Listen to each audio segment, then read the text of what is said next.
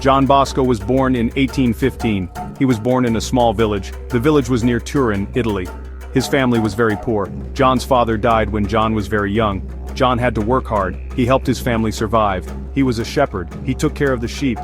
Even as a young boy, John was different. He loved God. He wanted to be a priest. He would gather other children. He would preach to them. He would perform tricks. He would tell stories. This is how he learned.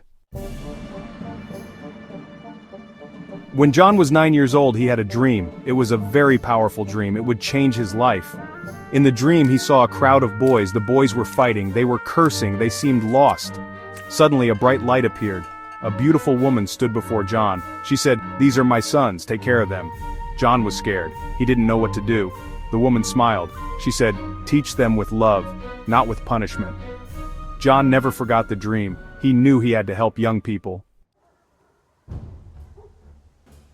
John wanted to become a priest. From a young age, he felt a deep calling to serve God and his community. His heart was set on this path, despite the many obstacles that lay ahead. He knew it would be difficult. He was poor. His family struggled to make ends meet, and the idea of affording an education seemed like an impossible dream. He couldn't afford an education, but John was determined. He believed that with faith and hard work, he could overcome any challenge. He walked miles to school. He worked odd jobs. He never gave up. He studied hard. Every spare moment was dedicated to his studies, often by candlelight late into the night. He excelled in his classes. His teachers noticed his dedication and potential, offering him encouragement and support. Finally, in 1841, John Bosco became a priest. It was a moment of triumph, a testament to his unwavering faith and relentless effort. He was sent to Turin. The bustling city was a stark contrast to the rural areas he had known. It was a large city. The streets were filled with people from all walks of life, each with their own struggles and stories. There was a lot of poverty. The sight of so many people living in hardship moved him deeply. There were many young boys living on the streets. These children, often orphaned or abandoned, had no one to care for them. Father Bosco knew this was where he was supposed to be. He felt a profound sense of purpose in helping these vulnerable children. This is where he would answer his calling. With compassion and determination, he dedicated his life to improving the lives of these young boys, offering them hope and a future. Section 4. Helping Turin's youth. In the bustling streets of 19th century Turin, a city grappling with rapid industrialization, many children found themselves lost and neglected. Amidst this backdrop, one man emerged with a mission to change their lives.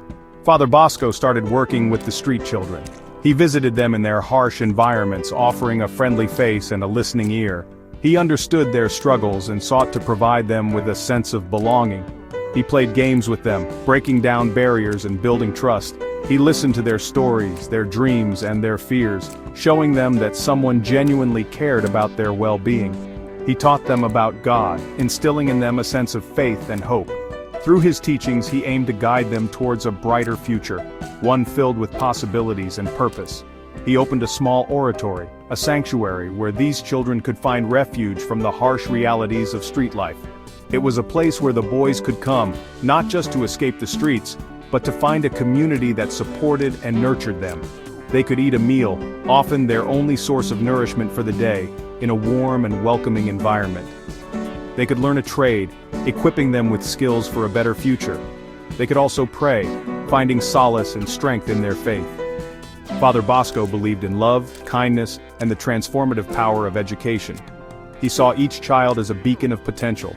He created the preventive system, a revolutionary approach to education and care. This system was based on reason, religion, and loving kindness, aiming to nurture the whole person. He wanted to prevent young people from becoming criminals, steering them away from a life of hardship and crime. He wanted to help them become good Christians and responsible citizens, contributing positively to society. Section 5. Don Bosco's legacy. Father Bosco's work grew from humble beginnings. He started with a small group of boys, teaching them skills and providing them with a sense of purpose and hope. His dedication and love for these children were evident in everything he did. He founded a religious order to continue his mission. This order was not just a group of priests, but a family dedicated to the welfare of young people. It was called the Salesians of Don Bosco, named in honor of their founder. the Salesians took vows to live a life of poverty, chastity, and obedience, dedicating themselves fully to the service of youth. The Salesians were dedicated to helping young people in every way possible. They built schools to educate them, orphanages to shelter them, and youth centers to provide them with a safe space to grow and learn. Their work extended beyond mere education. They aimed to nurture the whole person. They traveled all over the world, spreading Don Bosco's vision and mission.